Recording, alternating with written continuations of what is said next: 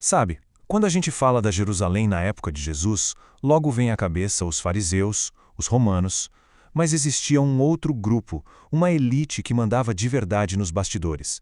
Eram eles que controlavam o dinheiro, a política e até a fé. Hoje, a gente vai desvendar quem eram os saduceus. Então fica a pergunta: quem é que dava as cartas em Jerusalém?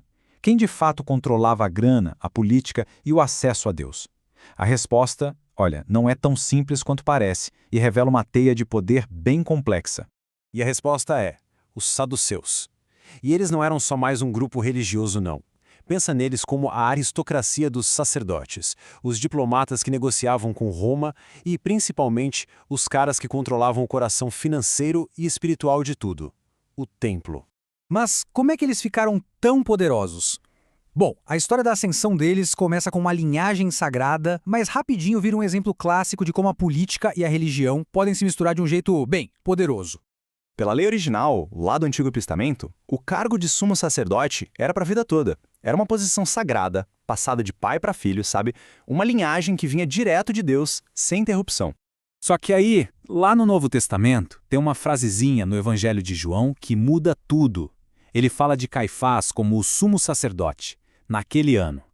Parece um detalhe, né? Mas nessas duas palavras está a chave de uma verdadeira revolução silenciosa. Naquele ano, o que isso quer dizer? Que aquela posição sagrada, que era para a vida inteira, virou um cargo político com data para acabar. O poder já não vinha mais só de Deus, mas de uma nomeação bem estratégica. E quem é que estava fazendo essas nomeações? Roma. Exato. O cargo de sumo sacerdote virou moeda de troca. Era vendido para quem pagasse mais ou dado como um favor político. A lealdade a Roma passou a valer mais que a linhagem sagrada. E com isso, os saduceus garantiram um controle total do Templo, de Jerusalém e do Sinédrio, que era a suprema corte judaica. E claro, para proteger todo esse poder aqui na Terra, a fé dos saduceus era, digamos, muito pragmática. Era uma teologia feita sob medida para justificar e manter o domínio deles neste mundo e não no próximo. A mentalidade deles era muito clara. Eles se apegavam firmemente à Torá escrita, os 5 primeiros livros da Bíblia, porque era ali que estava a base do poder deles no templo.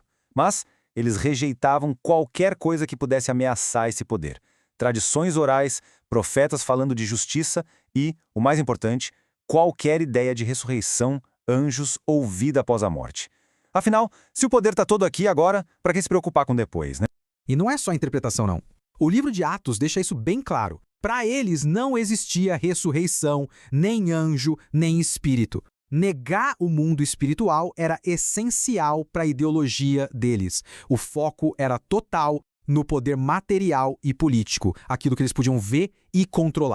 No fim das contas, a fé dos saduceus era a ferramenta perfeita para manter tudo como estava. Era uma teologia prática, institucional e totalmente terrena, desenhada para proteger o poder e a riqueza que vinham direto das paredes do templo. E é exatamente nesse ponto que a história pega fogo. Porque o ministério de Jesus foi uma colisão direta, frontal e inevitável com todo esse sistema de poder que os saduceus construíram. Jesus foi direto nos 3 pilares que sustentavam o poder deles.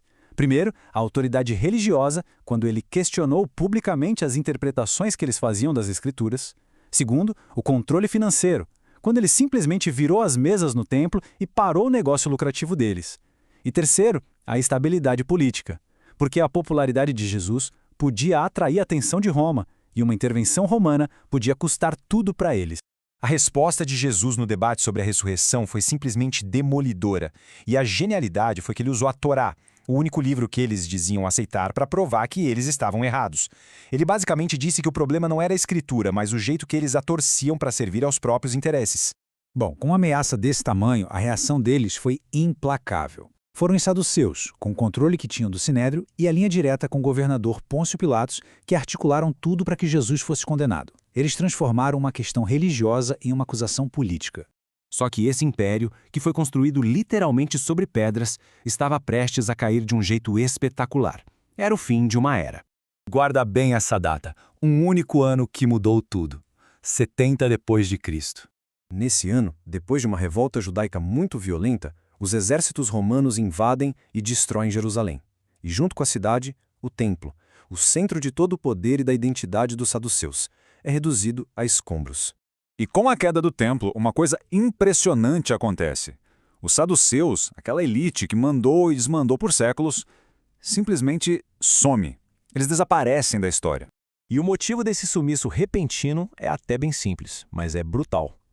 Todo o sistema de poder deles, religião, política, riqueza, era como um castelo de cartas apoiado em uma única carta, o templo. Quando essa carta foi tirada, tudo desabou junto. E é aqui que uma frase de Jesus, dita anos antes, ecoa de um jeito impressionante. Destruam este templo, e em 3 dias eu o levantarei. Os saduceus apostaram tudo num templo de pedra.